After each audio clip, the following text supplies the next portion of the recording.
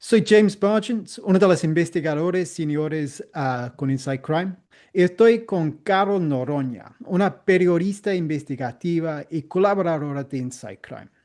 Y hoy estamos para discutir una noticia de Ecuador que representa, si no el fin, al menos el inicio del fin de un momento clave para la evolución del crimen organizado en Ecuador. Algo que fue realmente un punto de inflexión en la historia criminal de este país. Y eso fue la intervención militar en el sistema penitenciario. Pues la semana pasada el gobierno de Daniel Noboa anunció que más de un año y medio después de la toma de las cárceles por fuerzas militares, ya van a empezar a retirar esas fuerzas. Pues antes que todo, Carol, si nos puedes explicar por qué hubo una intervención en las cárceles. Mm. Bueno, James, yo creo que para poder entender tenemos que regresar varios meses y volver al 2024, ¿no? A ese enero del 2024, cuando justamente Daniel Noboa decreta en Ecuador el conflicto armado interno en el país. Y justamente con esa decisión es que se marcó la hoja de ruta para la militarización y la intervención que hasta hace un año, hasta pocos días, era indefinida. Entonces yo creo que uno de los puntuales, digamos, una de las promesas de ese decreto del conflicto armado interno era, por un lado, reducir o en algún punto mermar, digamos, toda esa red criminal que funcione, que sigue tejida en el sistema carcelario, pero también, por otro lado, está la reducción de las muertes, porque si recordamos, entre 2018 y 2023, más de 680 personas fueron brutalmente asesinadas en contextos de violencia intracarcelaria. Entonces, al Ecuador considerar las cárceles como un epicentro y un centro del crimen organizado, había esas dos promesas, ¿no? Por un lado, esa reducción de criminalidad dentro de las cárceles gobernadas por organizaciones criminales que con el conflicto armado fueron declaradas como terroristas y actores no estatales beligerantes, y por el otro lado, lo que te digo, la reducción de las muertes. Ujú. Y como dijiste, la toma de las cárceles, esto fue en enero 2024. Pues desde entonces, ¿cómo ha cambiado la vida dentro de las cárceles? Yo creo que las dinámicas han cambiado mucho. En un primer momento, si nos ponemos a analizar, por ejemplo, qué pasó durante el primer mes y el segundo mes de la militarización en las prisiones, tú veías una narrativa militar que te decía que se habían apagado de alguna manera esas redes de extorsión que le dan mucho dinero a las organizaciones criminales, que se habían sacado muchas armas, se habían detectado caletas y que poco a poco se iba desarticulando las organizaciones criminales dentro del país. Esa fue la narrativa durante esos primeros 2 meses, pero ya luego, con el pasar de los meses, creo que lo que hemos estado notando es que ha habido una suerte de relevo y de inclusión de nuevos actores criminales en estas redes que siguen funcionando en las cárceles, y que estos nuevos actores también son los soldados militares. Y creo que ese ha sido un talón de Aquiles dentro de la militarización, porque hay varias aristas. Por un lado, tú, si es que conversamos con los militares, te dicen, mira, teníamos que estar 3 meses en las cárceles y se hacían relevos. Y una de esas decisiones justamente estaba fundamentada en que eso evitaba supuestamente la colusión de militares en estas estructuras. Pero al haber un desbordamiento de la capacidad militar dentro de las prisiones, esos relevos no se han cumplido mucho. Y eso ha causado que haya mayor colusión de los soldados en las prisiones. Y eso, por supuesto, ha traído que las organizaciones criminales tengan nuevas dinámicas. Y una de esas, y que me parece una de las más graves, son estas alianzas maleables que han existido, ¿no? Es como, están los militares acá y necesitamos sobrevivir, necesitamos seguir manejando este negocio.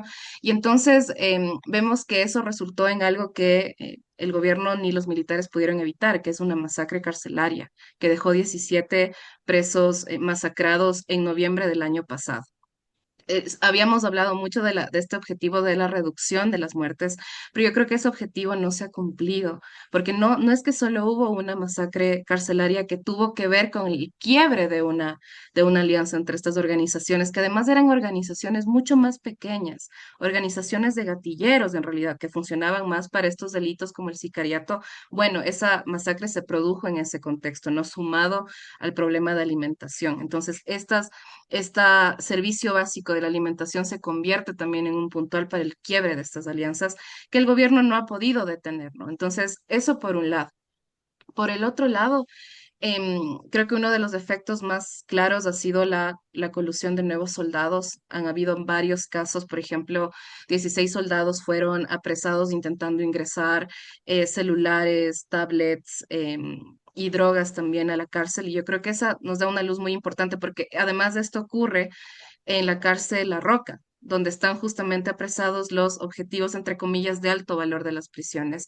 Y si nosotros nos ponemos a pensar también cuáles son los réditos económicos que tienen los militares, pero también qué significa que estén ingresando celulares a una cárcel donde están apresados los cabecillas de alto valor de Ecuador, que se supone que es la cárcel de máxima seguridad. Y casos como esos se han repetido. También están procesados militares que han dicho en audiencia que estaban cumpliendo su misión en este momento cuando están procesados por ayudar a escapar a alias Fede, ¿no? Que es una figura muy importante de una organización aliada a los choneros. Entonces, todas esas luces te van marcando todos estos efectos que tienen una tercera dimensión y que yo creo que ha sido el incremento de abusos militares y de vulneraciones de los derechos humanos en las cárceles. En Inside Crime justamente publicamos, ¿no? Varios testimonios y la exigencia de las familias. Y yo creo que está transversalizado por algo que el gobierno no creo que reconozca y es la exigencia que se tiene con estos militares, ¿no? ¿Cómo encuentras caletas de drogas dentro de las prisiones? ¿Cómo encuentras las armas? ¿Qué va a pasar con los informantes que dieron esos datos para que se encuentren esas armas? Y sobre todo, ¿qué está pasando con los procesos de inteligencia? Porque lo que yo noto es que hay un eje transversal de tortura, que es un método prohibido, que es un método ilegal, pero que se está afianzando y que se afianzó durante el conflicto armado interno y esta intervención. Entonces, con esas tres dimensiones, me parece que hay un síntoma de fracaso. La autoridad carcelaria, que es del SNAI, hasta este momento no ha dado cifras de cuántas muertes hay, pero justamente en una investigación que va a ser publicada en unos días, hay un dato muy importante y es que entre 2024 y 2025 ha habido más de 450 muertes en las prisiones ecuatorianas. En este reporte que da la autoridad carcelaria a la Defensoría del Pueblo, me parece que hay algo que es muy alarmante y es que no se especifican las causas. Entonces, no sabemos si es que se debe a violencia intracarcelaria, si es que se debe a enfermedades, como el replique de enfermedades como la tuberculosis, que ha sido algo que ha marcado también el conflicto armado interno en las prisiones. Pero una de las conclusiones de la Defensoría del Pueblo es que es un síntoma de que incluso con la intervención militar, las muertes no se han podido reducir e independientemente de la causal de muerte pueden ser categorizadas como muertes potencialmente ilícitas. Entonces, estas cifras son, creo que un espejo de lo que ha significado la intervención militar y creo que sí debería llevar a la reflexión del gobierno. Sí, la militarización es una herramienta, pero ¿qué pasa cuando se convierte en tu única herramienta dentro de las prisiones? Y como mencionaste antes, las cárceles se habían convertido en centros de operación para las redes criminales, las mafias más grandes de Ecuador, grupos como los choneros, los lobos, los tiburones. ¿Cómo ha impactado el funcionamiento de estos grupos, la intervención? ¿Qué ha cambiado en este último año y medio? Yo creo que lo que ha hecho es que se fragmenten mucho más. O sea, yo creo que si hay un primer momento en el que pareciera que se pausa temporalmente el negocio criminal, entonces tienes que ver nuevas estrategias. Y yo creo que la fragmentación de organizaciones como los choneros o como los lobos, que digamos no son estos grandes cárteles, pero sí que tienen un control territorial bastante fuerte en Ecuador, tú te das cuenta que esa fragmentación y esos vacíos de liderazgo, como hemos visto con los tiguerones o lo que está pasando en este momento con los choneros, sí ha dinamizado mucho más y ha fragmentado a estas otras facciones que se vuelven mucho más violentas. Entonces, si bien pudieron haber tenido en algún momento una capacidad de resiliencia, los choneros teniendo más de 30 años de carrera, entre comillas, sino de operaciones, tú ves que están muy golpeados y eso ha hecho que estas otras facciones, ¿no? Con cabecillas que tienen un alcance menor o mayor y que tienen que formar nuevas alianzas con agentes estatales, sí han dinamizado nuevamente la violencia.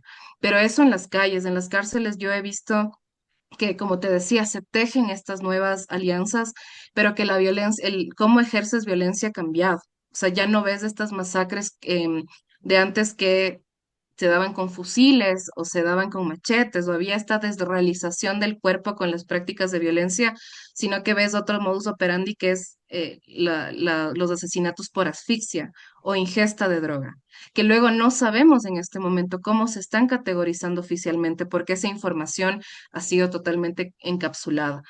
Tristemente, como te decía al principio, James, no es que las organizaciones se han debilitado, sino que al estar mucho más fraccionadas han tenido que buscar nuevas alianzas. Y eso no ha causado solo fragmentaciones dentro de las organizaciones criminales, sino de los agentes estatales que están trabajando para ellos.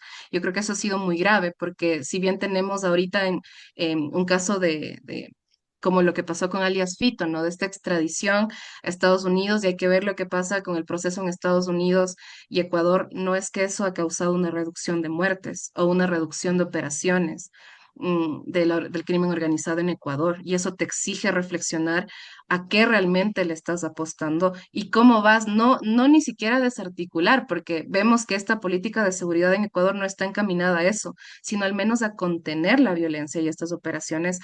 Tristemente, el crimen organizado funciona de otras maneras. Y el que Fito en este momento no está en Ecuador no quiere decir que ha sido neutralizado, sino que en las propias cárceles han sido asumidas esas funciones por otros cabecillas, ¿no? Entonces, Ujú. algo que a mí me ha parecido además un espejo de también de lo que está ocurriendo es que funcionarios siguen siendo amenazados, directores de cárceles siguen siendo amenazados. Otros funcionarios están trabajando para otros líderes. Entonces, hay movimientos internos como el traslado que tiene que hacerse con un informe técnico, no porque un líder criminal te esté ordenando que lo traslades para tener mucha más competencia. Entonces, algo en lo que no se ha tocado en lo absoluto es la red de corrupción dentro de la autoridad carcelaria y eso tiene sus efectos. Ujú. Y con este anuncio, básicamente las fuerzas militares van a retirarse de un cierto número de cárceles, pero permanecer en los cárceles como más peligrosos o como más ínfamos. Pues nos puede contar un poco que, en tu opinión, qué va a cambiar y qué no va a cambiar con este nuevo dinámica de retirar las Ujú. fuerzas. Si nosotros vemos cuáles son las 8 cárceles en donde se ha comenzado la retirada ya de los militares, son cárceles que en su gran mayoría están gobernadas por los lobos. Es decir, hay una hegemonía criminal. No son como la penitenciaría del litoral, en los que se van a mantener temporalmente, pero indefinidamente. Es decir, no hay un plazo. Pero a mí me pareció muy importante el motivo por el que se está haciendo esta retirada paulatina, y es que los militares que estaban ahí van a regresar a las fronteras, porque hay un desbordamiento de capacidad y hubo un efecto de la militarización indefinida dentro de las prisiones. Entonces, me parece a mí que va por un tema de hegemonía también, de que la violencia se reduce cuando hay hegemonía mucho más en estas prisiones que en este momento son 8. Y luego están estas otras 11 que a mí me parecen muy complicadas. O sea, tú en este momento, tristemente en la penitenciaría del litoral, has tenido un mecanismo de hambruna, ¿no? De hambre, de enfermedad, que sí debilita ciertas operaciones dentro de las prisiones, que te plantean nuevas preguntas incluso de cómo se están haciendo las cosas y la gestión que se está llevando. Pero en la penitenciaría siguen ingresando celulares y el precio de esos celulares, en lugar de reducir, ha aumentado. Una persona que entrevistábamos que trabajó ahí nos contaba que viendo cómo sus compañeros están ingresando los celulares, se da cuenta de que tienen en este momento ganancias semanales de $25,000. Por supuesto, esos $25,000 no los paga una persona presa que no tiene familia y que seguramente limpia el cuarto de un líder criminal.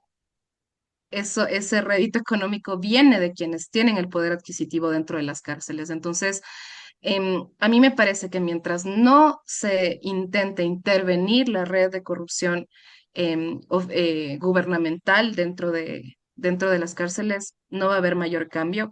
Me parece que sí ha sido un riesgo tanto para las personas que están en prisión como para los militares que están ahí, que han tenido que cumplir jornadas súper extenuantes de trabajo, que han sido amenazados por líderes que han cooptado a otros de sus compañeros. Y me parece que si esa va a ser la tónica, la militarización, los efectos van a ser mucho más difíciles de subsanar en un futuro, ¿no? Entonces, lo ideal sería que se revise en realidad cuáles van a ser los próximos pasos, porque si los próximos pasos es meter más policías o poner los cargos a militares en servicio pasivo, que también ha sido una lista muy cuestionada dentro del manejo de las cárceles, me parece que no va a haber una reducción de violencia y mucho menos de operaciones criminales, ¿no? Y tomando en cuenta además que en Ecuador los negocios ilícitos, la economía ilícita está ya mucho más diversificada.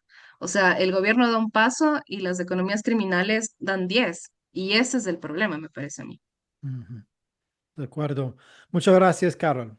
Para explorar más este tema, pueden ir a nuestra página web insightcrime.org/es para cobertura en español.